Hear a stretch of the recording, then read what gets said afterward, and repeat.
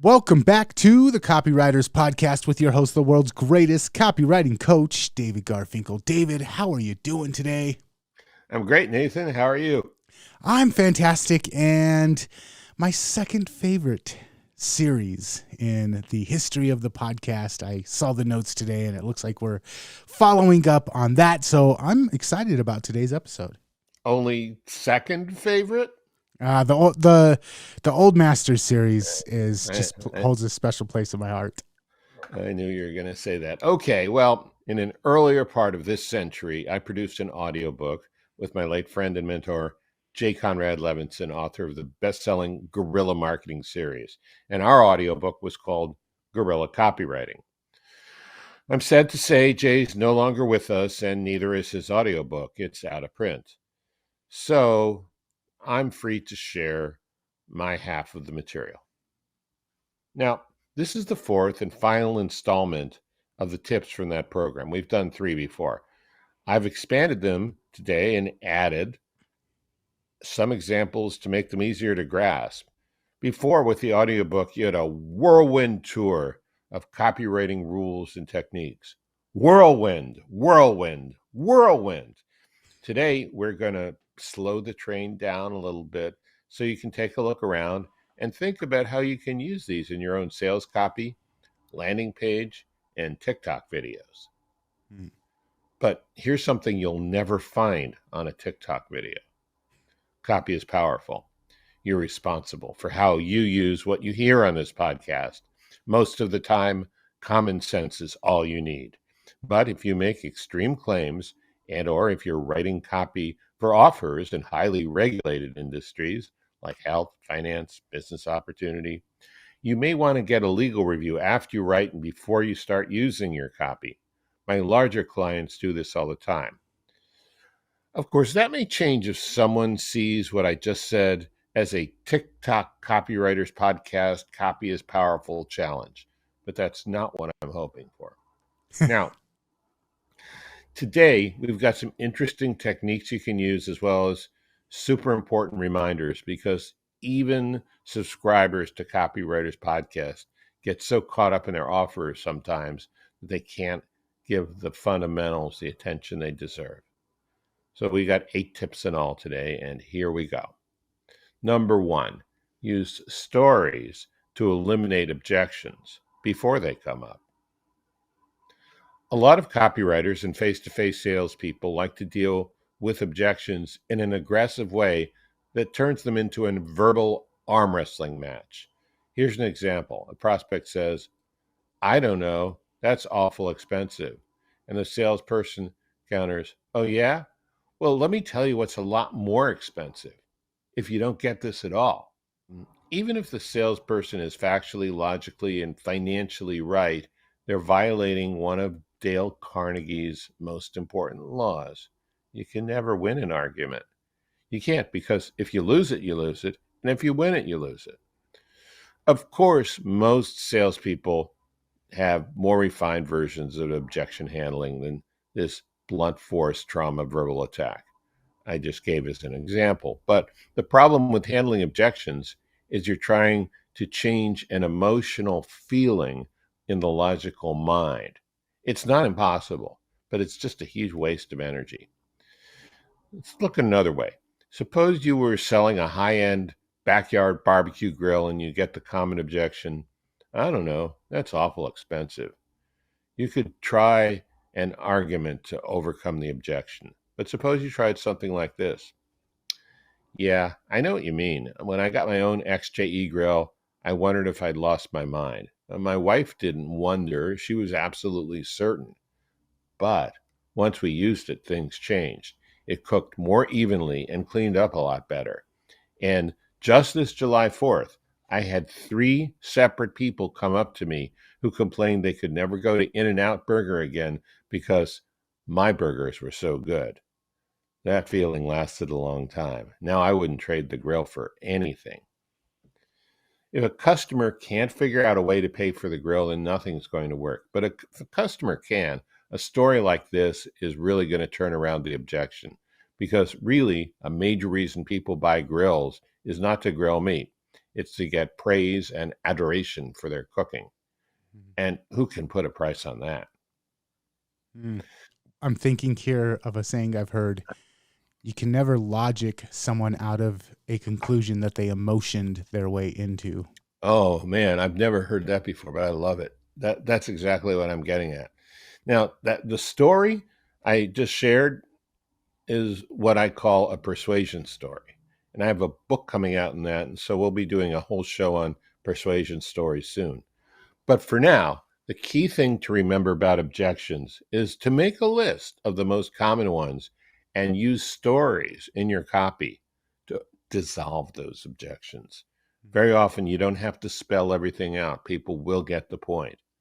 The other good thing about stories is people will repeat those stories to other people when they're challenged to justify the purchase they just made. Mm-hmm. Any more thoughts on that?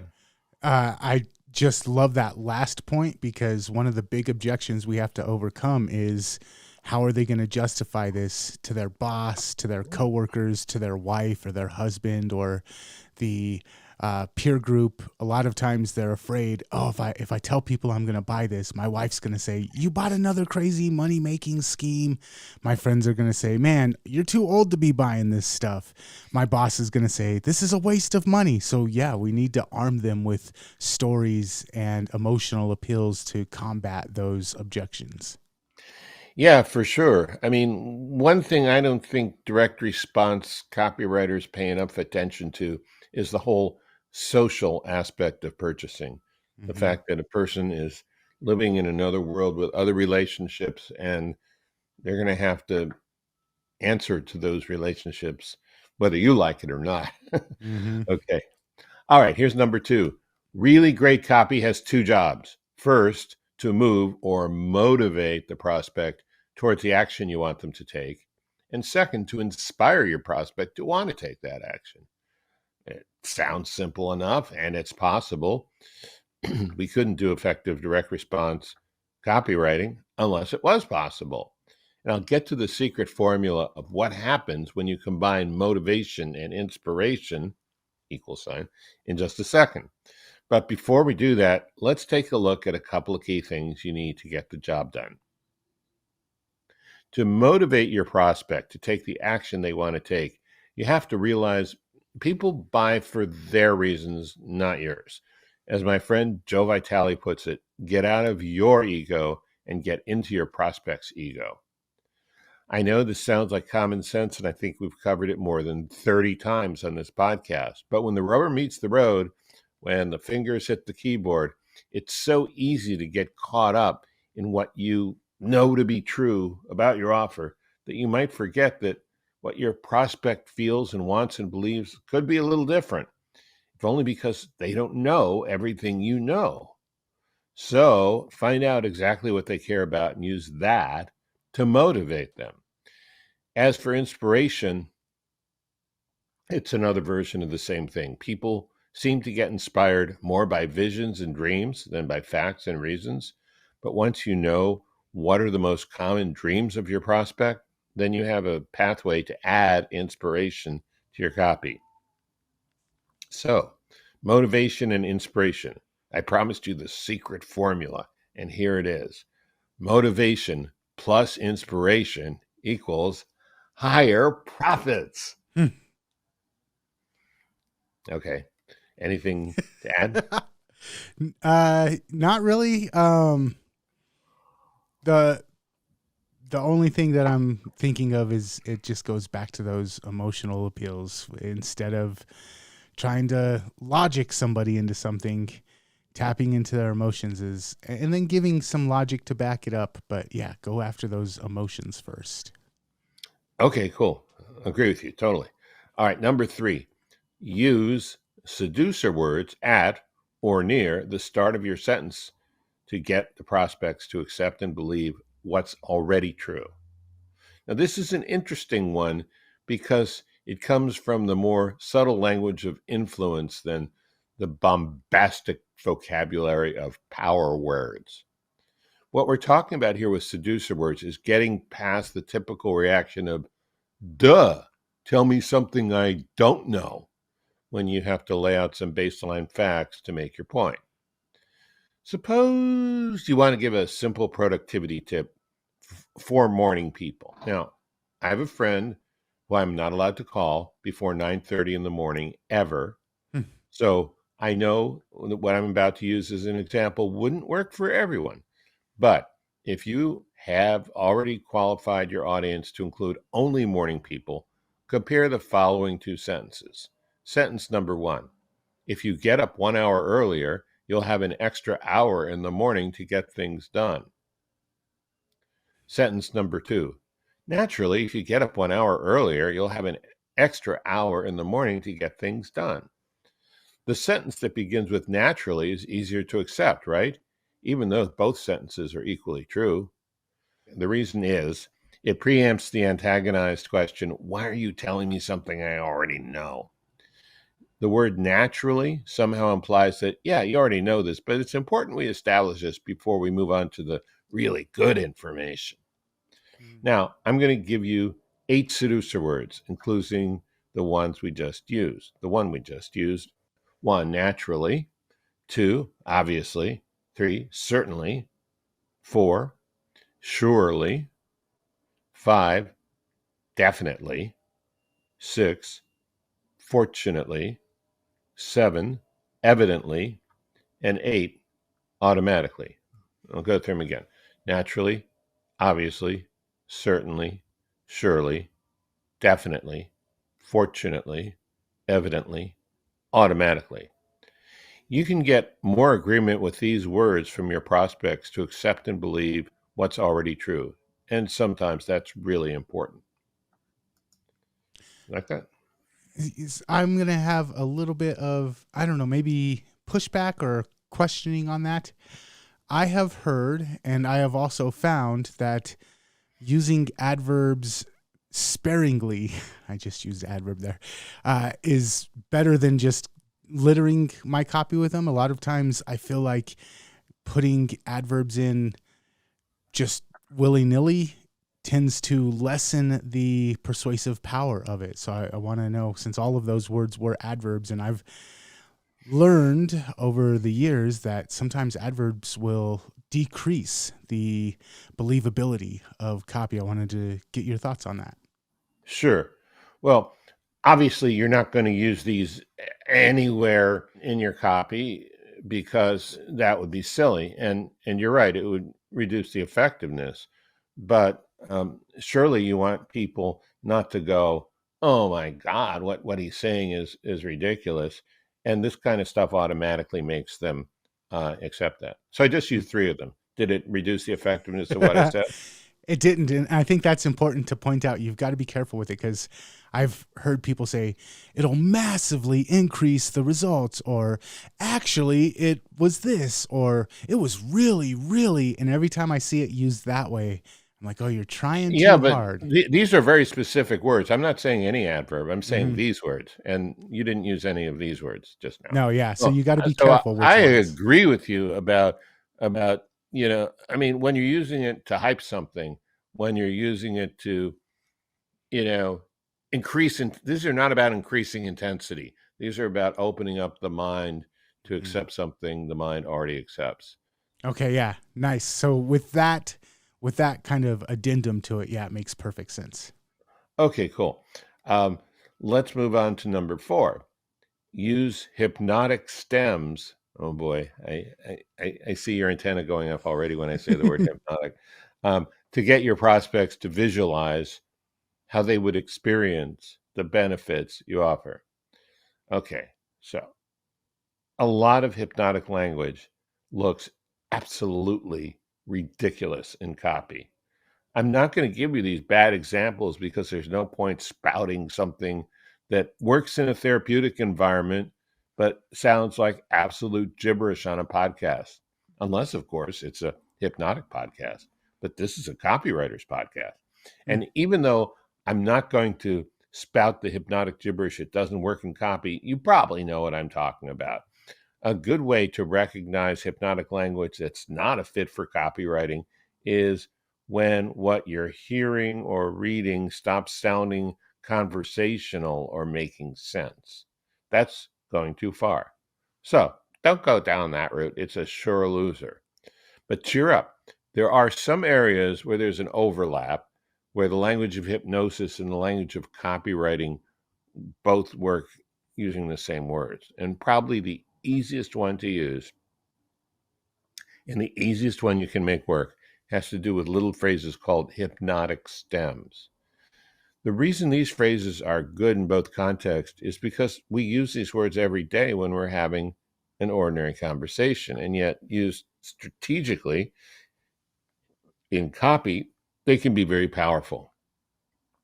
These are phrases that almost automatically turn on the visualizing part of your prospect's brain. And here are three. Have you ever? Can you imagine? Suppose you could. What these phrases do is they start to get your reader out of their critical, logical left brain and into their more imaginative, emotional right brain. Of course, what comes after is crucial to making these work. So let's try one to see how it goes. We'll use the phrase, can you imagine? Can you imagine feeling more confident than ever before that your copy will work and convert at the highest levels? I promise you, that's more powerful than the phrase minus the stem. Here's the phrase without the stem. You'll be feeling more confident than ever before that your copy will work and convert at the highest levels. What I just said was good, but it engages the right brain more when it starts with the phrase, can you imagine? And again, the other two hypnotic stems are have you ever and suppose you could. So try hypnotic stems when you want your prospect to dream a little. What I like about this is, like in regular sales, they call it the puppy dog sale. Just take it home for the weekend. If you don't like the dog, you can bring it back. You make it real for them before they make the purchase. Take the car out for a spin. See how you like it. Play with the iPad in the Apple store. See how you like it. Make it real for them. And then it's harder for them to say no once it's already been made real. We don't have that ability in copy. We can't hand them the product, so we have to give them ways to make it real inside of their vision, inside of their mind, and then once it's real there, then they're more likely to say yes. So it's a great sales tactic that is transformed into the written word. I love it. Yeah, and these phrases do make it real. I mean, I've heard that the brain does not perceive any difference between a vividly imagined experience and an actual experience. So very cool. I've woken up angry from things that I only dreamed about and bugged me all morning, so I can testify to that. Okay, there's the proof. All right, here's number 5. Don't just sell a product. And this brings up the limits of AI. Now, to be sure, you can come up with prompts to guide ChatGPT to go beyond selling a product. But I think some smart research combined with strategic imagination, not using ChatGPT, will take you a lot further. So I'm going to suggest 3 increasing stages of going beyond selling a product. And the first one is selling a solution, selling the product as a solution. Remember Charles Mills, the executive from the O.M. Scott Company, which is now renamed the Scott's Miracle-Gro Company? Way back in the day, Mills said that his lawn care company had discovered, in our copy, we must never forget for an instant that people are interested in their lawn, not in our seed. The grass seed, of course, is the product. The green lawn is the solution, especially if your lawn wasn't turning green before. That little discovery seems to have worked out pretty well. The company's been around for more than 150 years. The second stage of not just selling a product gets you aiming higher. Instead of selling a product, sell a path to making your prospect's dream come true. I would say the entire guitar industry is a great example of the second stage. And the third stage takes your prospect to an entire new realm. Instead of selling your prospect the product, sell them the surefire way to become the person they've always wanted to be. Mhm. This is what works for everything from cars to gym memberships to all kinds of online courses. People believe this is possible, and sometimes it really is. Mhm.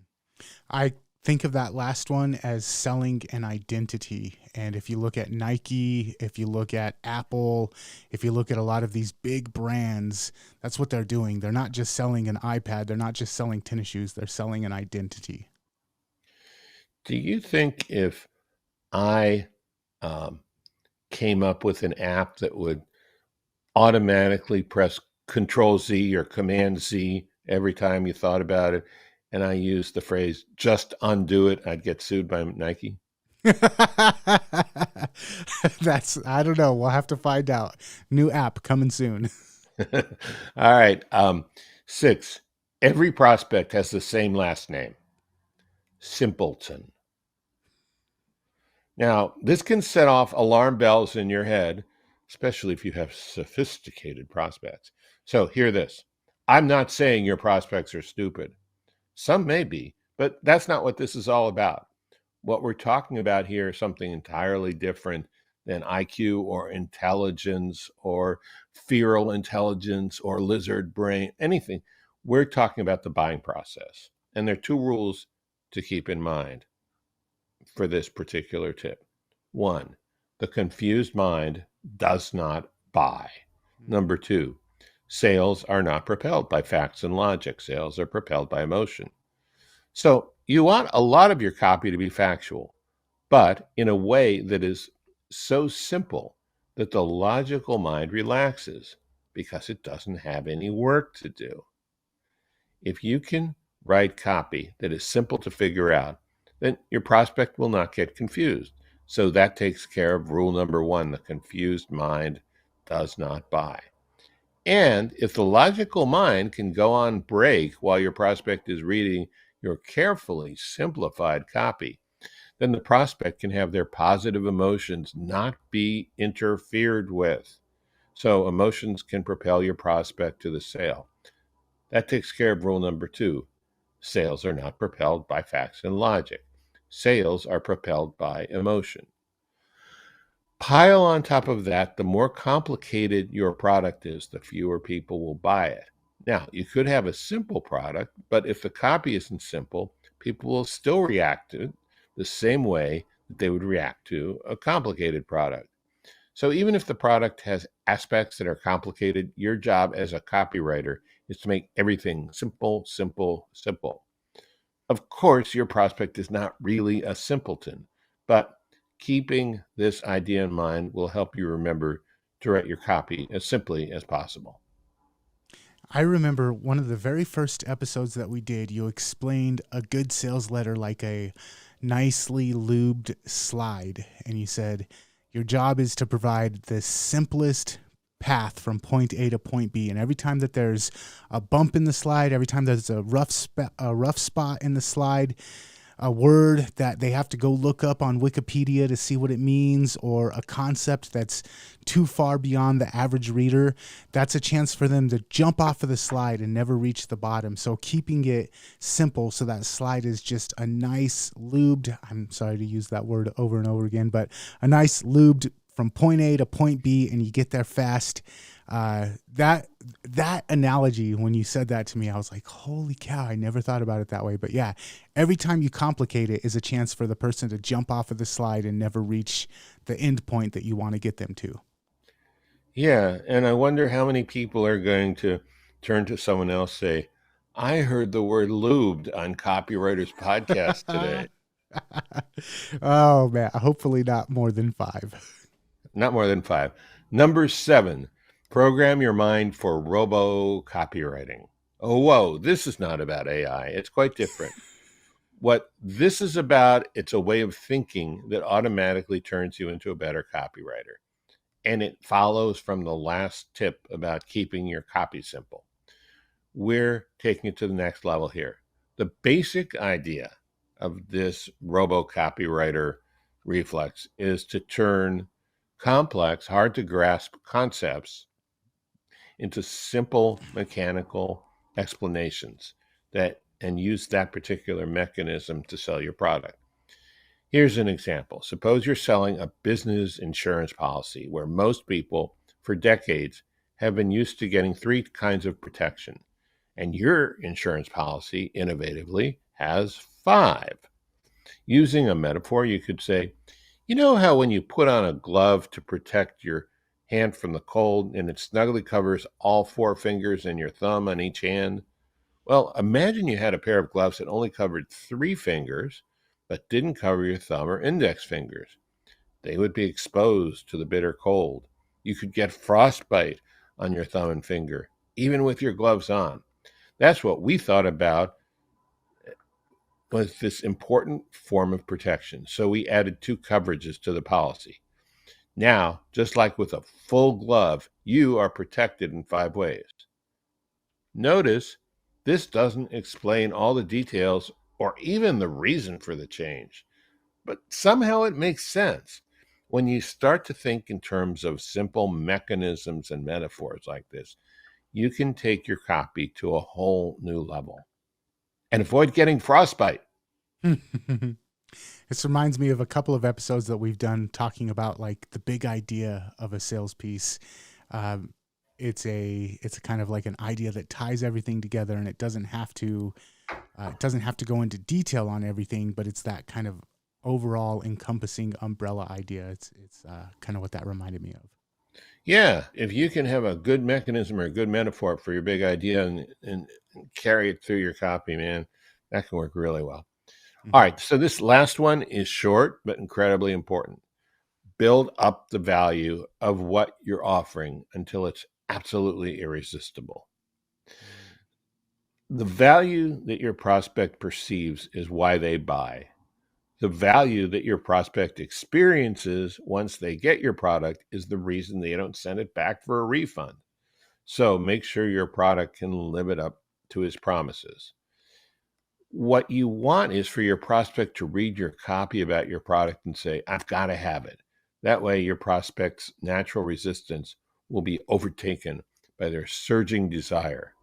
What you're looking for is to make an offer that seems more valuable than holding on to the comparatively small amount of money in their pocket. Okay, so sometimes at the end of a sales letter, I'll do what I call a value stack, where I say, plus you're going to get this bonus, plus you're going to get this, plus you're going to get this. And then I'll do if you had to buy all of these things separately, you'd end up spending well over whatever. And then say, but now compare that to the low price of, and I'm being a little bit hyperbolic here, but is that kind of an example of what you're talking about? Well, yeah, but I'm talking about doing it with every one of those components at the time. I mean, yeah, so certainly stacking the value and comparing it, to your low price, absolutely. But carrying that mindset all the way through, just letting people know how every aspect of what you're selling is valuable. So don't just wait to the end when you put everything together in the package. Do it as you're going through and just slowly build it throughout the whole way. Yeah, I mean, if you're going to sell, you might as well sell, right? Yeah, okay. Yeah, absolutely. Okay, so you want to recap? Yeah, let's go through. Okay, number one, use stories to eliminate objections before they come up.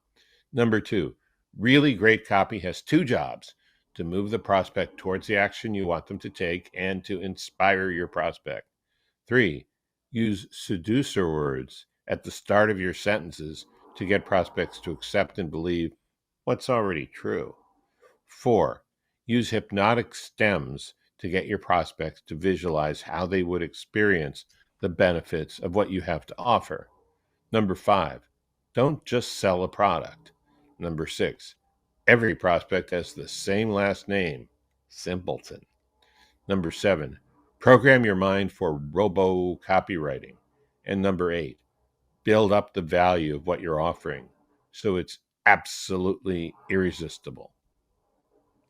David, a fantastic episode. Is this the end of this particular series? This is the end. Oh, man. Okay. Mm-hmm, If you can, if you the can, end.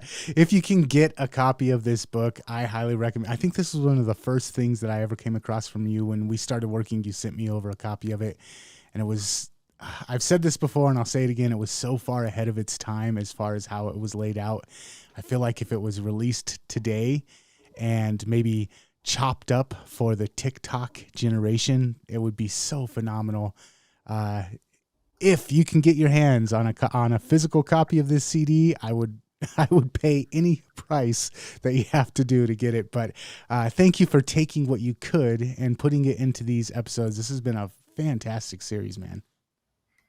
Well, you're welcome. Thank you for saying that. And stay tuned. We've got one book coming out soon, but there might just be another book after that that includes this. What do you think about that?